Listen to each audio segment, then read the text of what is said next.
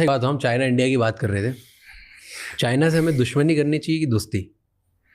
दुश्मनी तो हो ही नहीं पा रहा है। कौन दुश्मनी कर रहा है जरा बताइए तो। चाइना हमारे एरिया में घुस जा रहा है। हमारे यहाँ के मिनिस्टर बोलते हैं कि मार्किंग अच्छे से नहीं है ना, इसलिए घुस गया है। क्या बेवकूफी है।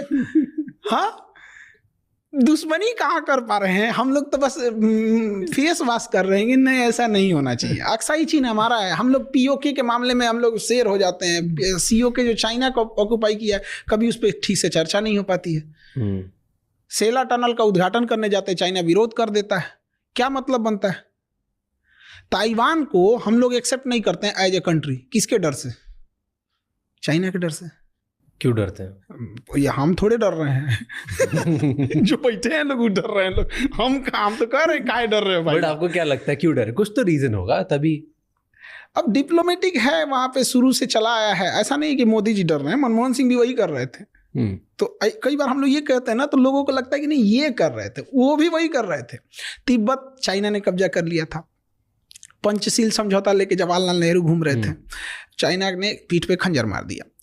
अब तिब्बत के मामले में हम लोग खुल के नहीं बोल पाते हैं। दलाई लामा को लेके चाइना हमेशा कुछ ना कुछ वो करते रहता है। तो हम लोग कहाँ चाइना से लड़ ही रहे हैं, कहाँ चाइना से दुश्मनी ही कर रहे हैं।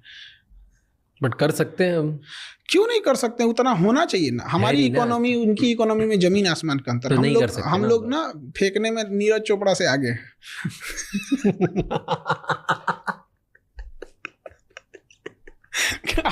फेंकने में अगर ओलंपिक में बांसबाजी में होता ना तो गोल्ड मेडल हम ही लोग का रहता है। वो कोई छीन ही नहीं सकता था। आदमी टेंशन फ्री होता, चल भाई ओलंपिक में एक तो अपना फिक्स है, हमसे ज्यादा कौन फेंकेगा। अजीब अजीब हाल है। इकोनॉमी की हालत दुर्दशा है। इंडस्ट्रियलाइजेशन अब कहाँ चला गया किसी को मतलब ही नहीं होती है। जीएसटी का कोई और छोर नहीं है, किस चीज पे लगा दिया जाएगा जीएसटी का।